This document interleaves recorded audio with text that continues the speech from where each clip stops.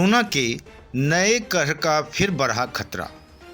18 राज्यों में फैला कोरोना का नया स्ट्रेन। महाराष्ट्र के लातूर में लगा जनता कर्फ्यू। एम्स मुख्य गुलेरिया ने कहा, भारत में कोरोना का नया स्ट्रेन हो सकता है ज़्यादा संक्रामक। महाराष्ट्र, केरल, तेलंगाना, आंध्र प्रदेश, असम, पश्चिम बंगाल, तमिलनाडु, पंजाब पर है सरकार की पैनी नज़र। कोरोना की पुरानी गाइडलाइन 31 मार्च तक लागू। हर दिन मिलने वाले मरीजों के मामले में भारत फिर बना दुनिया का चौथा सबसे संक्रमित देश। हर दिन मिल रहे हैं 16,000 से ज़्यादा संक्रमित। एक हफ्ते पहले तक कोरोना के मामले में भारत टॉप 10 देशों की सूची से था बाहर, पर अब फिर पहुंच गया है चौथे पायदान पर। महाराष्ट्र के बाद दिल्ली में भी कोरोना के मामले बढ़ने हो गए हैं शुरू। कोरोना को लेकर एक बार फिर चिंता बढ़नी शुरू हो गई है।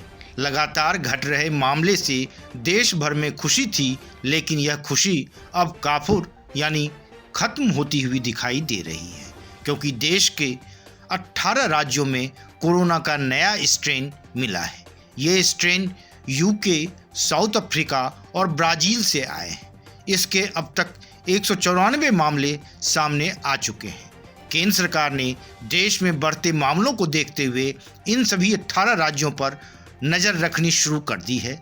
National centre for disease control (NCDC) ने इन राज्यों से नए स्ट्रेन से जुड़े मरीजों की जानकारी और उनके संपर्क में आने वाले लोगों के बारे में भी जानकारियां मांगी है। वहीं केंद्रीय स्वास्थ्य मंत्रालय से मिली जानकारी के अनुसार इन 194 लोगों में से 187 लोगों में यूके का वेरिएंट मिला है, 6 साउथ अफ्रीकन और 1 ब्राज़ीलियन स्ट्रेन है।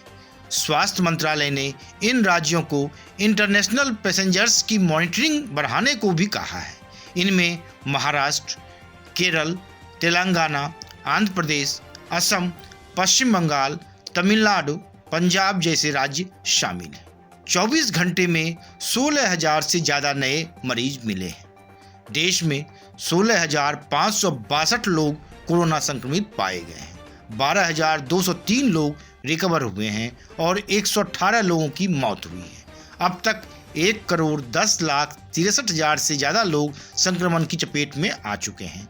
इनमें 1,07,48,000 से ज़्यादा लोग ठीक हो चुके हैं। 1,56,861 मरीज ऐसे हैं जिनकी मौत हो गई। वहीं 1,52,849 मरीजों का अभी इलाज चल रहा है। कोरोना के बढ़ते मामलों को देखते हुए गृह मंत्रालय ने कोरोना की पुरानी गाइडलाइन को ही 31 मार्च तक लागू रखने का फैसला किया है। इसके तहत कंटेनमेंट जोन में निगरानी रखी जाएगी, भीड़ नहीं जुट सकती है, इसका भी ख्याल रखा जाएगा। कोरोना संक्रमित के संपर्क में आने वालों को क्वारंटाइन में रहना होगा समेत कई पॉइंट्स शामिल हैं। गृह मंत्रालय ने सभी राज्यों को वैक्सीनेशन बढ़ाने के लिए भी कहा है। वहीं महाराष्ट्र के बाद अब देश की राजधानी दिल्ली में भी कोरोना के मामले तेज होने लगे हैं। यहां पिछले 3 दिन से मरीजों की एक्टिव संख्या में बढ़ोतरी दर्ज की जा रही है। इसके अलावा राजस्थान में महाराष्ट्र और केरल से आने वालों को RT-PCR टेस्ट निगेटिव होने की रिपोर्ट दिखानी जरूरी होगी। इन दोनों राज्यों में कोरोना के नए स्ट्रेन के मरीज मिलने के बाद राजस्थान सरकार ने यह फैसला लिया है। वहीं स्कूली छात्रों में संक्रमण फैलने से भी सरकार की चिंता बढ़ गई है।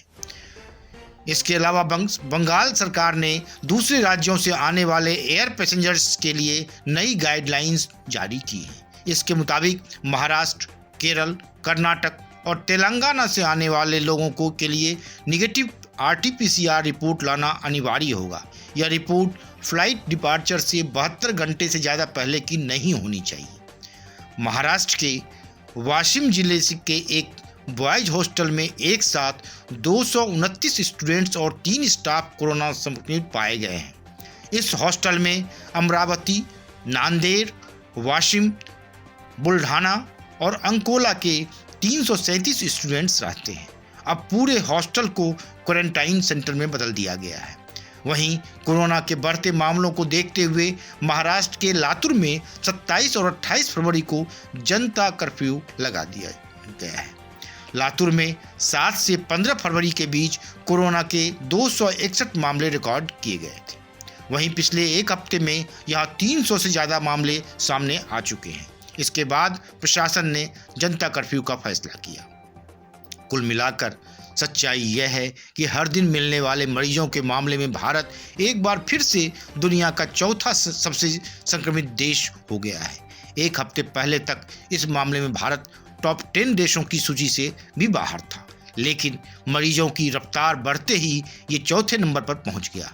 यहाँ हर दिन 16,000 से ज़्यादा संक्रमित पाए जा रहे हैं। वहीं एम्स प्रमुख डॉक्टर रणदीप गुलेरिया ने भी नए स्ट्रेन को लेकर आशंका जताई है कि भारत में कोरोना का नया स्ट्रेन ज़्यादा संक्रामक हो सकता है। डॉक्टर गुलेरिया के मुताबिक भारत में कोरोना वायरस के प्रति हर्ड इम्यूनिटी बनाना एक मिथक है, क्योंकि इसके लिए 80% आबादी में कोरोना वायरस के प्रति एंटीबॉडी बनना चाहिए, जो हर्ड इम्यूनिटी के तहत पूरी आबादी की सुरक्षा के लिए जरूरी है। डॉक्टर गुलेरिया ने कहा कि अगर हम महाराष्ट्र में कोरोना के नए स्ट्रेन की बात करें जो ज़्यादा संक्रामक और खतरनाक साबित हो सकता है, नया स्ट्रेन संक्रमण से उबर चुके व्यक्ति को भी दोबारा चपेट में ले सकता है, जिनमें चाहे पहले एंटीबॉडी पैदा हो गई हो। हर्ड इम्यूनिटी बनने में मुश्किलों के बारे में बताते हुए डॉक्टर गुलेरिया ने कहा कि कोरोना वायरस के नए म्यूटेशन या स्ट्रेन वायरस के प्रति शरीर में बनने वाली प्रतिरोधी क्षमता से बच निकलने का रास्ता खोज लेते हैं। ऐसे स्ट्रेन वैक्सीन के जरिए प्रतिरोधी क्षमता हासिल करने वाले या संक्रमण से उबरने के एंटीबॉडीज पाने वाले लोगों को भी दोबारा संक्रमित कर सकते हैं। ऐसे में लोगों को कोविड-19 के प्रति पहले की तरह ही सतर्कता बरतनी चाहिए।